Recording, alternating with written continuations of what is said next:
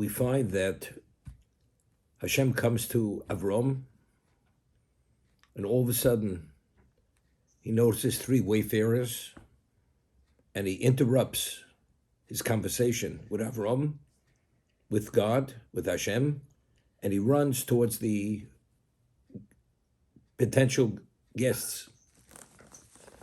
And we're holding Gimel, Vayomar.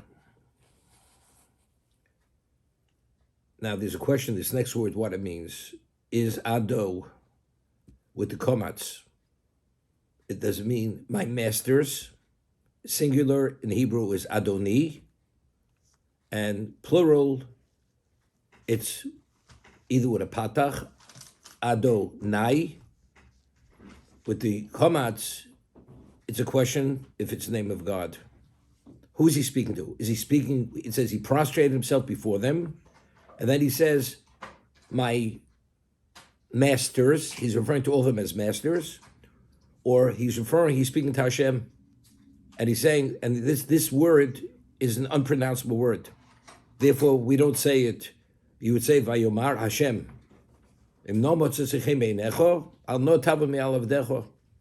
And he's like pardoning himself from Hashem. He says, excuse me, I have to attend to the needs of the guests. So if this word is Kodesh, is one of the unpronounceable names of Hashem, from here the Gemara learns, Godel hachnosis orchem yosim kabolos pnei Shechina. The greater is the hosting of guests, greater than accepting the presence of the divine, because he interrupted his engagement with Hashem to host the guests. But if it means plural of masters, there's nothing to learn. He's asking them, it says he ran towards them, he prostrates himself, and he's asking them, if I find favor in your eyes, please don't keep going, but accept my hospitality. So that's the discussion over here. Is the word, he's speaking to Hashem, and it's Kodesh, and it's the unpronounceable name of God, or it means masters.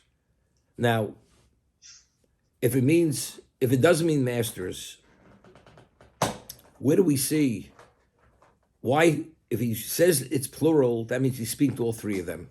He's referring to all three of them as masters, because there's a question in the Midrash, were these people just ordinary wayfarers, or they looked like ministers?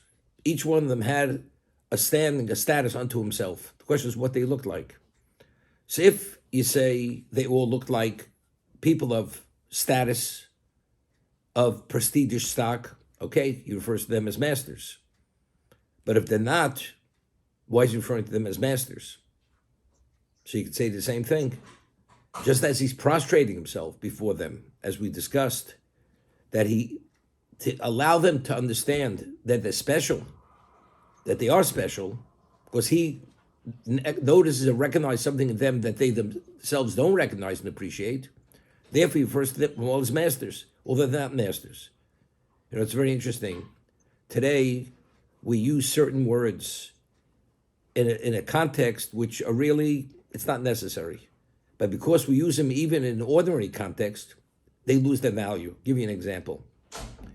When you say thank you, what is thank you? We find the whole concept of thank you, that when a person has certain experiences, the Torah tells us you have to bring a korban toda. You have to bring a thanks offering. Person recovers from a serious illness. The person is released from prison because your life is in danger. You traverse a desert. You travel the high seas and you return. These are the four settings, situations. You have to bring korban toda. You say thank you. What's thank you? I thank you for acknowledging me and valuing me that I have my life. When you do something special for me, thank you means I acknowledge it. I acknowledge what you've done for me. That's thank you. I don't take it for granted. That's the whole concept of thank you. So a person gives somebody something which is not expected, or something which he doesn't have to do. So you say thank you. What about if somebody opens the door for you? or somebody you pay for something and he gives you change, and you're the buyer, you're the customer, and you say thank you. I mean, you just are the purchaser. You just gave him profit, and you're saying thank you to him. The answer is, in our society, we're so accustomed to say thank you. You say thank you on everything. Everything's thank you. Many years ago, after the World Trade Center was taken down, so I asked the people, how do you think it impacted on our society? Has society learned something or become better as a result of this, besides the casualties, just the disaster, and how the whole world has changed because of that? Have people achieved some level of clarity? There's a takeaway from that. So they did a study. So the poll was that people are more polite. How are they more polite? That when people open a door for you, you say thank you. You understand? The value of the World Trade Center coming down and a few thousand people being killed and all society being traumatized, the takeaway, the value of that was that people, when you open the door, you say thank you. You understand what this is all about? We're talking about it's something so fickle and so worthless that they've minimized the value of what thank you means to appreciate what you're supposed to appreciate. That's what thank you is. Today, in modern Hebrew, just as a respectful, ordinary people, and when you say somebody, speak to somebody, say Adoni. In modern Hebrew, Adoni. What do you want? Adoni. Who do you reserve the word Adoni for? My master. It means master. For somebody, at least somebody of some semblance of whatever, everybody's Adoni. You know, the sanitation person arrives at your door to take out the trash. Adoni, b'vakasha. You know, what's the Adoni? Avram Avinu over here, if he's speaking about these wayfarers, he refers to them as Adoni in the plural. He's referred to them as masters. So if you say, according to the Midrash, that these people, they look like people who are of prestigious stock, okay, Adoni in the plural. But if they were ordinary wayfarers, they look like three stragglers walking down the road. Clearly, it means Hashem. It doesn't mean that. So it could be based on the question is who they were. That is the question. Is it Hashem? Is it Kodesh? Or is it what? Or is it Chol? It's ordinary, and he's addressing people of special status. Therefore, he's referring to them as masters. Bowing before them, he's at the beck and call because he sees something there special.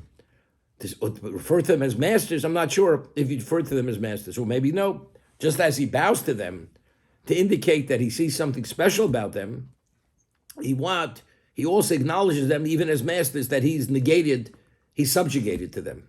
He's subordinated to them. Not sure. Okay? So now, Rabbi. One second. So the whole concept is, if it's Kodesh, he says to Hashem, excuse me, please don't leave. I must attend to the needs of my guests, hospitality. I mean, so the takeaway is, as the Gemara says, from here we learn, greater is hosting a guest more than Kabbalas Pnei Shechina, even more than that. So it says, we find that chesed is so essential for existence, as we say that the whole world came into existence only because of chesed, as David Mel says in Tilim, Olam Chesed Yiboneh. What precipitated existence? Chesed of Hashem. It's chesed. Hashem had no reason to do it, other than only providing the ultimate opportunity for mankind. Before mankind exists, there's no basis. Nothing is pushing Hashem. Nothing's obligating God. Once you exist and you do the right thing, that's what we call schar v'onish. Schar, God rewards you. He rewards you because there's an understanding that if you do the right thing, you're worthy of reward. But pre-existence, there's nothing which is pushing God to bring this about.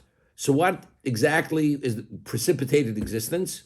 David Mel says, Olam Chesed Yiboneh. So if a person is supposed to emulate Hashem, how do you emulate Hashem? God does chesed to everyone. Everyone. So therefore, even if people are unworthy, undeserving, therefore, It's something I'm emulating. This is something you and I should do, because chesed is the basis and the bedrock and the ultimate cause of all existence, maybe. But then it's difficult, just because they're ordinary people. But whenever you have a takeaway, the takeaway could only be as much as what you see. As we explained, what was the objective of Avram's chesed? Was it chesed for chesed? Or he used chesed as a vehicle to espouse monotheism? It's clear from Chazal that Avram's chesed was purely to facilitate outreach, to convince people that there's a monotheistic being who actually willed and continuously wills existence. And divine providence is from him. So if that's the case, what is the takeaway? The takeaway is that since I'm going to do what you want I should do, and what is that? To bring people to believe in you, which is the ultimate objective of creation, l'chvodi barosiv. So of course, Hashem says to Hashem, excuse me, I have to attend to what you want me to attend to bring these people back. The example I always give, the equivalent example I give is, a person is a top executive in the country, in a company, and the chairman of the board calls him. He says, could you please come to my office? And he says, I'm busy right now. See, he slightly ruffles the feathers of the chairman. He says, what do you mean you're busy? If I call you, come. He says, excuse me, I want to explain to you, I'm waiting on our best customer. And if we close this deal, it'll be tremendous profit for the company. So the chairman says, if that's the case, do whatever you have to do, and when you finish, come back to me. It's not a disrespect. Avram Avinu saying to Hashem, excuse me, just wait for me because I have to attend to their needs. What are the needs? It's not their physical needs. It's only the hospitality is the means to bring about more monotheists. And if I do that, that's exactly why Hashem brought existence into existence. That's why it's Godlach Nosis Orchim Yosef B'Kabbalas Pnei Ashchina. And that is the takeaway from here. You can't take away more than that. Because what was Avram's objective? Was the objective just purely to chesed? Because Hashem brought existence due to chesed? Or it's because this particular situation was with an objective, and the objective was only for this. In any other situation where you're just hosting people, a person needs a meal, and there's will be no discussion of anything other than the person's needs to feed him or to accommodate his needs. This is not a takeaway from here. Because here was with a specific objective, which was purely for the sake of convincing the person that there's a monotheistic being who willed and continuously wills this existence. Howard, you wanted to ask